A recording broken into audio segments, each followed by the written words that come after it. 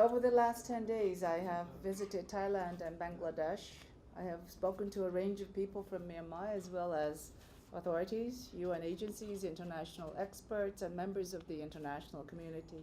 I have spoken several times now about how the human rights situation in Myanmar continues to deteriorate and how many parts of the repressive architecture that existed under successive military governments remain.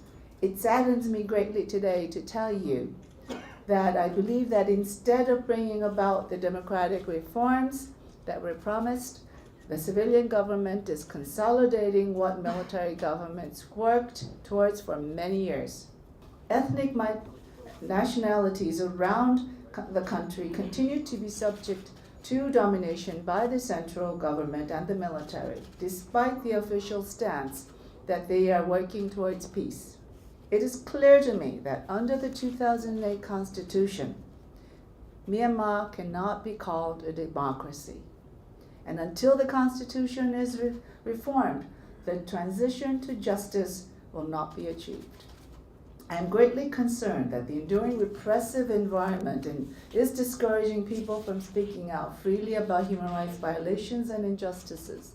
In Rakhine, I am disturbed by recent clashes between the Tatmadaw and the Arakan army, which reportedly resulted in the deaths of members of security forces and civilians, which has displaced some 6,000 civilians.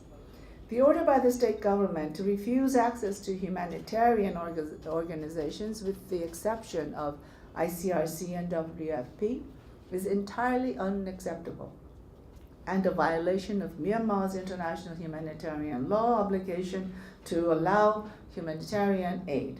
From the discussions I had with the Rohingya this week in Bangladesh, it is evident that Myanmar is not working to create conditions for return for the Rohingya, but is engaging in a sustained campaign of violence, intimidation, and harassment.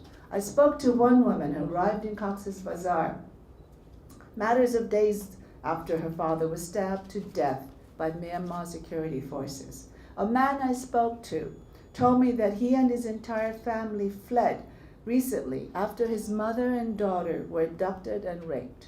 The campaign of violence against the Rohingya continues, with the security forces slowly bleeding the remaining Rohingya population and continuing to force them to flee to Bangladesh.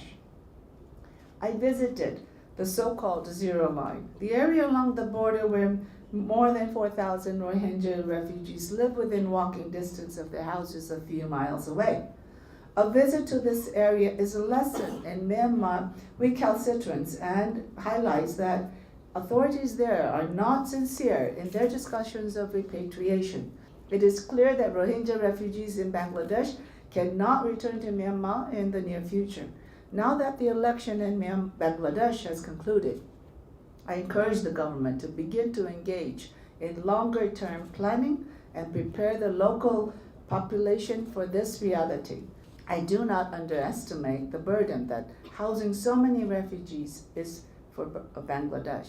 I am dismayed by Saudi Arabia's recent deportation of 13 Rohingya to Bangladesh, where they have been arrested and charged with forging the passports that they used to travel to Saudi Arabia. I am disturbed to see that Rohingya now arriving in Bangladesh from India, following the deportation of 2 groups of Rohingya by the Indian authorities to Myanmar. I have on many occasions already commended Bangladesh for the welcome it has extended to the Rohingya of Myanmar. I repeat this again, and at the same time call for all international response to what is fast becoming a regional problem with global consequences. India and Saudi Arabia must ensure that Rohingya within their borders are protected and their status as refugees unable to return to Myanmar is recognized.